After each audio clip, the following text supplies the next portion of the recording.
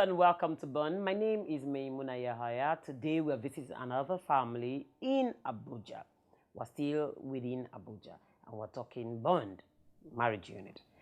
But before we meet our guest for today, let's quickly go to our chant square. And when we come back, I'll introduce my guest to you.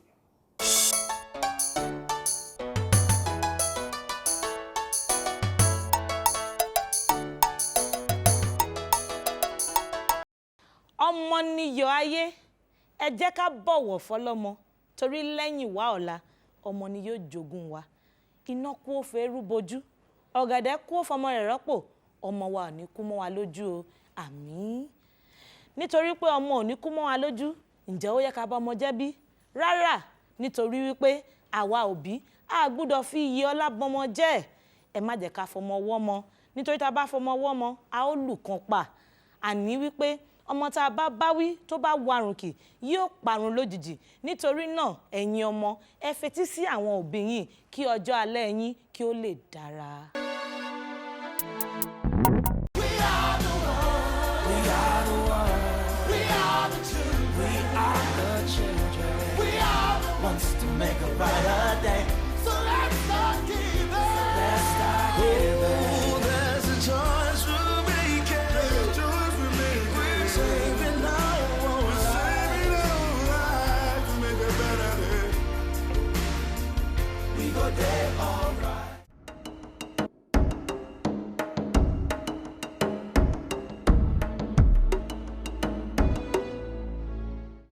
Welcome back. I couldn't help it. Recently, when I was looking at a newspaper, I saw an article on a maid that was beaten to pulp, and she died from the beating. And today I thought, okay, I could talk about it.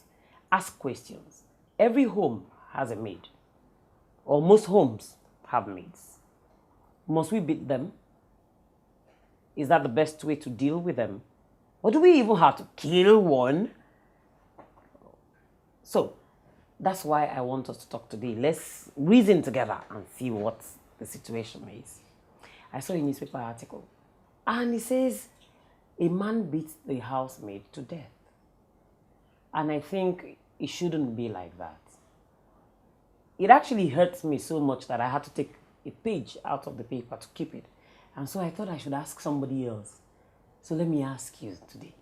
Do you think somebody should treat a maid in your house badly? No. Why? When we have a maid in the house,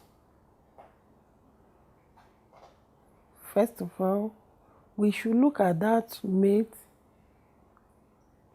as our child. Or if somebody have a maid in his or her house, you should look at that maid as your child. It's not a good thing to maltreat another person's child. A maid is more or less somebody who takes care of some certain aspect of your own work, which you feel, even if you're around, is like helping you out of maybe some certain things you need to do. And somebody who is helping you like that, you supposed to take that person as part of you. Beating somebody even to anything, even beyond where what is supposed to be, even up to the essence of killing the person, before God is a sin, and humanly it is not good. Okay, before we continue, do you want to introduce yourself to us? Yes, Let okay. the viewers at home meet you. Thank you very much. My name is Alex Abdullahi. In Igala, I will call it Audulai Meyanga. I'm privileged to hold a PhD and, from a Nigerian university. And I work with the National Commission for Colleges of Education. We're in charge of teacher education, producing teachers for basic education in the country. My name is Victoria Jumai Meyanga. Okay. How long have you been married?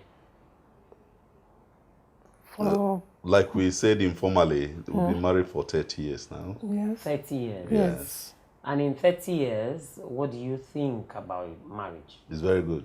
Marriage is very good. Yeah, yes. very good. Because you need a partner. You need a physical partner. You need an emotional partner. You need a financial partner. And you need a confidant. And you get all this from a wife or Yes, a yes. husband? Yes, from my wife, yes. Okay. If I have emotional tension, she bails me out of it. It's the first person I come to tell if there is emotional tension. And from her, candid advice, I get bailed out, as it were. So I think to have a wife is exactly what the Bible said. There is a popular saying that says for a marriage to stay or for a home to be successful is dependent on the woman. How true do you think that is? Yeah, I think it's very, very true. Because it's a woman who can build her family. It's a woman who can destroy her family. In the sense that, because the woman takes a lot, I must say. She must have that power of endurance.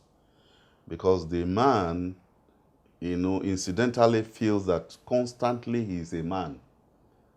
And as a man, he would want somebody to bow, whatever. So in most cases, he feels that intuitively that he's a commander-in-chief.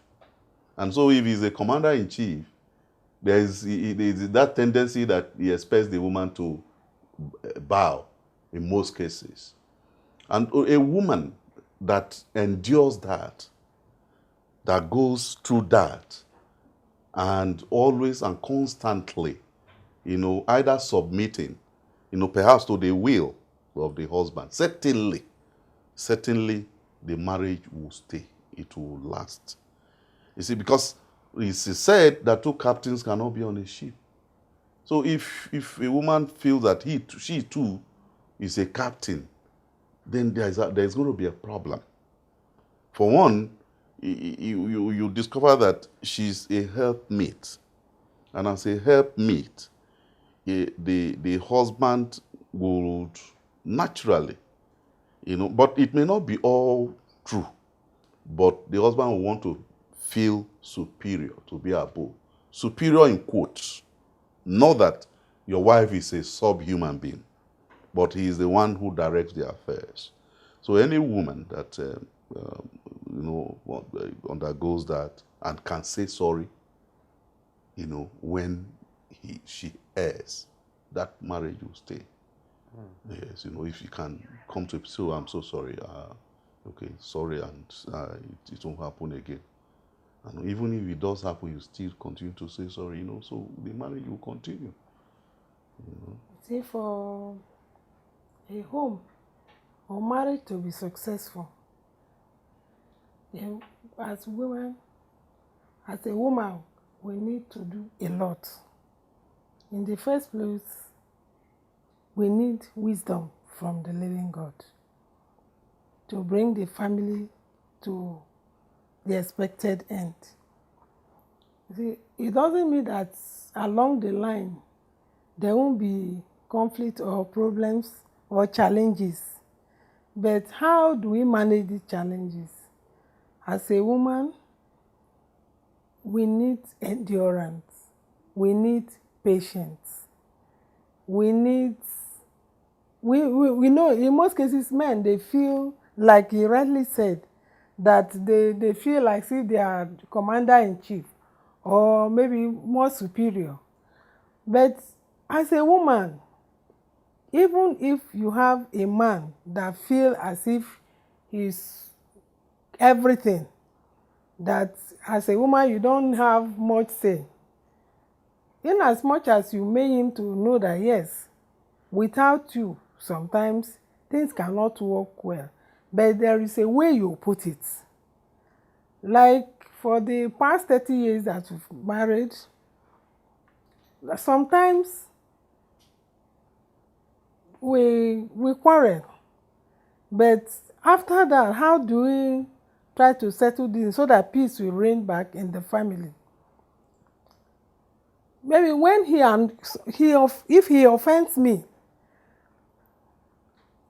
sometimes I go back to him. Maybe after a man offends you, they even feel that even if they are the one that offend you, you still need to come to them and say, I'm sorry. So in most cases, what I do, I know that yes, he offends me, but I will still tell him that is sorry. Sometimes he will feel as if, no, you have been saying sorry, sorry always.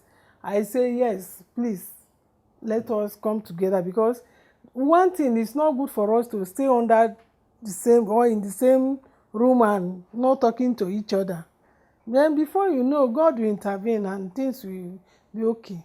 And for a marriage also to be successful between a man and woman, all the challenges, maybe there is a problem, we don't need third partner in our homes.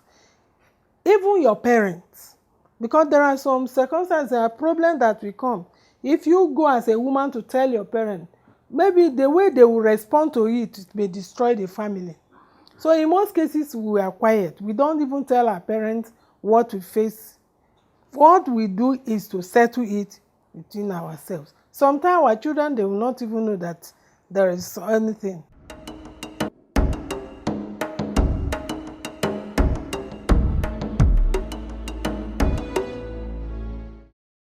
If you're just joining us, the program is Bond, and we're discussing marriages. We're talking conflict, resolution, patience.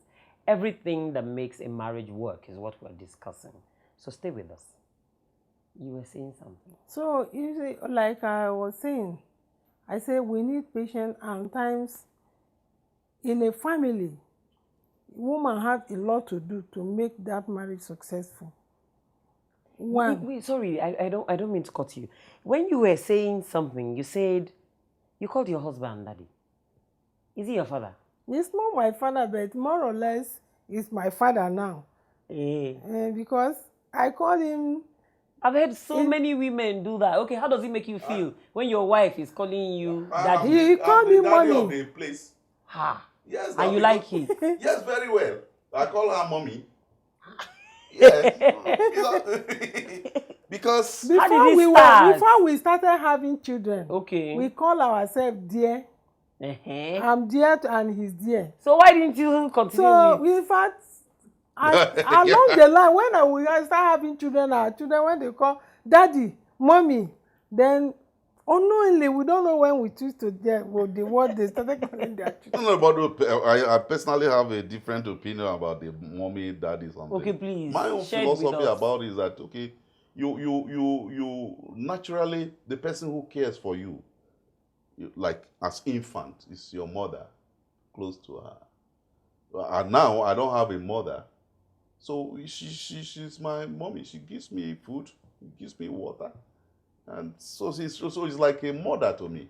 And so somebody, and of course that is endearing. Okay. Whichever way you want to look at it, whether you want to call it darling or more, I think it's even more endearing when you call her mommy, because the mother is gold. Okay. So she's replaced that kind of bracket, So, and I'm sure also, as psychologically discovered that daughters tend to, after some time, tend to be very close to their father. Yeah. Later in life, they get to the side of their father. Why is that? I don't know, but it's like that. Later, as they are growing up, they tend to get attached to their fathers. Is it that mother's instinct in them, or what could it be? But it's a psychological thing. It's psychologically packaged. So it's something that a psychology will tell you that yes, that is how it switches. So that's why right now I'm a father to her, as it were, because I take most of her, care of most of her burden, and like I said, emotional, physical, whatever, even financial, even direction in life. you know. So we like I said, it's very very endearing to invert, if you want to use that term, that kind of thing. I know some families call them, they call them by their name, Alex, uh, Maimuna, and such names, you know, that kind of. But it depends on what you want to choose. Okay. All right. Let's go back to the issue of housemaids. How many housemaids have you used in the last 30 years? How many have passed through your house? I will not entirely say we have housemates in the dictionary definition of it. Okay. What we have had, our relations, sisters, sons, I mean, brothers, and the rest of them. We have not really have. There is a difference when you have housemaid. You go and hire one from elsewhere as housemaid and start paying fee. No, I don't think we have had that one. Or to have our cousins, our nephews that stayed with us even from small early age, and in fact many of them call us daddy money also, because when we bring them in, they are so young and they grow up to meet us. How did you meet your wife? When did it start? It's all a funny question. You see, I met my wife. I met my wife on the street that I was hiring a house as a secondary school teacher. I noticed her, and I think I picked some kind of divine Vibes. interest in her. And incidentally, I discovered that she was living very close to my own house. Then naturally One thing led to the other. Thank you very much. So I had to make the move, and it gelled. That's it. So tell us, uh, how did this start for you? You just saw him, or you had him in mind, or you noticed? No. How did it happen? I think he saw me, and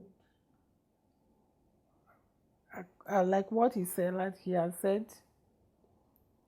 But before he made move, about the third day, according to him, after my secondary school, during our time, it's not like now where a child will not even like to carry buckets on their head. I was going to the stream to fetch water for my mother. It was on my way going, he called. Say, hello, how are you? Hi, Lekwane. That is in our usual language. Then I greeted him. Then it was not that very day he talked of, well, I would love you, this and that.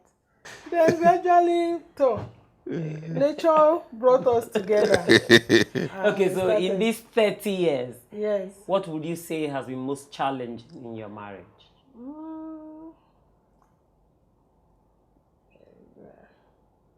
What will I say? In fact, You can't think. you can't think. I personally, I don't. But one of the challenges was early enough. The one of the parents, I wouldn't like to maybe name names now, but was not very disposed to, perhaps our coming together, maybe as a result of slight misunderstanding or something like that. It happens. Yeah. So, but eventually it happened. I think that's the only. No, marriage cannot be a bed of roses. No. What I'm saying, the challenge. Well, maybe that challenge can be defined. Maybe, or the challenge I can say is that once in a while we disagree. We disagree because his own, where he wants to go may not be where I want to go. But eventually we after thoughts we'll come together. So but challenge as a result of serious matters of great concern, No. That's never. No, For 30 years. yes. Except except disagreements, which is natural. So tell me, you need to share with us the secret of happy marriages or the secret that made your marriage challengeless for 30 years. No, let me tell you, one of the strongest thing is our faith. Okay. Our faith in God. That's one of and of course, we pray together. We pray together. We pray together seriously. Has it always been like that from the beginning, from the first day you met? No, but we have been good Christians, I must say. Mm-hmm. Yeah, we on our own side, and even me, coming from traditional homes, we have been a good Christian. So I think one of those things that have cemented the marriage is that we pray together. Okay. I think it's one of those things, because no matter how you disagree or there is quarrel in the family, at the point where you have to pray, that anger, that spirit of unforgiveness, that spirit to go your way will melt away.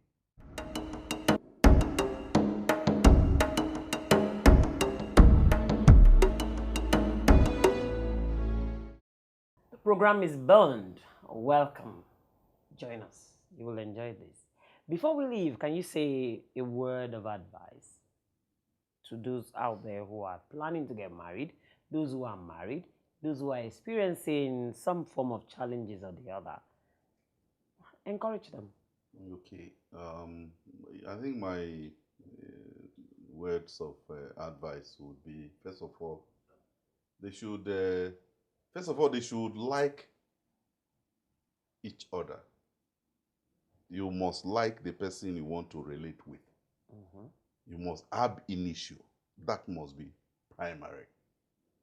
Because the person you do not like from the beginning, by the time you start growing in that marriage, you begin to hate each other as if you never met. So, and secondly, I think I would advise that they should also bring God into their family. So both of them should support themselves to grow economically. And when that happens, I think that marriage will be, a success. I know the same. Before, my advice to the young ones, those who are planning to get married, or those who are already in it, they should always pray together, like Daddy rightly said. And most of their problem challenges, they should not take it out. They should try as much as possible to solve their problem by themselves. They should not involve even families, parents, talk less, or friends. They shouldn't bring them to the family. Once there is problem, the next thing is to try as much as possible to settle it together.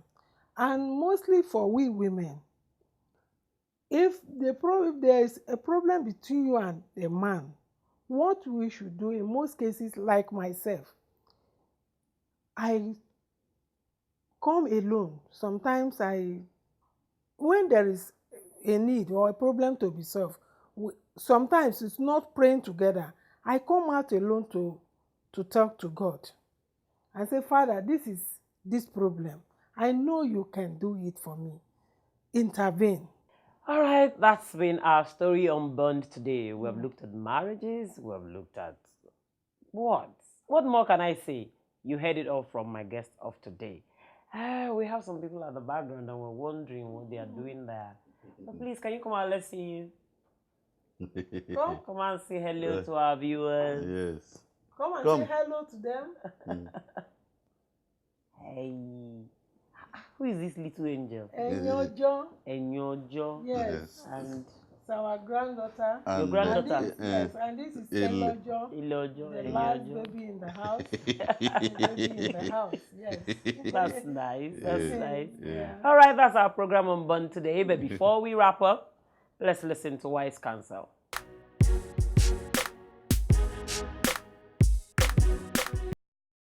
Fashion. What do you understand by fashion? Fashion is the way things are done, the way things are created. But when you talk about fashion, people think of clothing. Fashion is not just about clothing alone. It's about style. Your style, that is the way you do your own things, your special way of doing things. In that case, you need to have a signature, the way you do it specifically. Who are you? What image do you want to portray of yourself? Your style is the way you dress, what you wear, how you wear it, when you wear it. It includes also your accessories. It includes your attitude, that is your courage, how you carry yourself when you're wearing what you're wearing. When we're talking about this, we're talking about the society as a whole. It also includes your cultural background, because your style is formed from your experiences in life, your exposure. Your style could be your colors also. What colors do you normally wear? What colors do you like to wear? Because colors have meanings and they pass a lot of messages. So your style as a family person, especially a married woman, is supposed to create good standards for the society and not to cause confusion.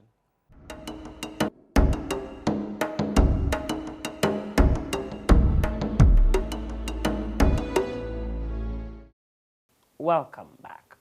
That's all we can take on Bond today. Join us same time next week on Bond. We'll see you.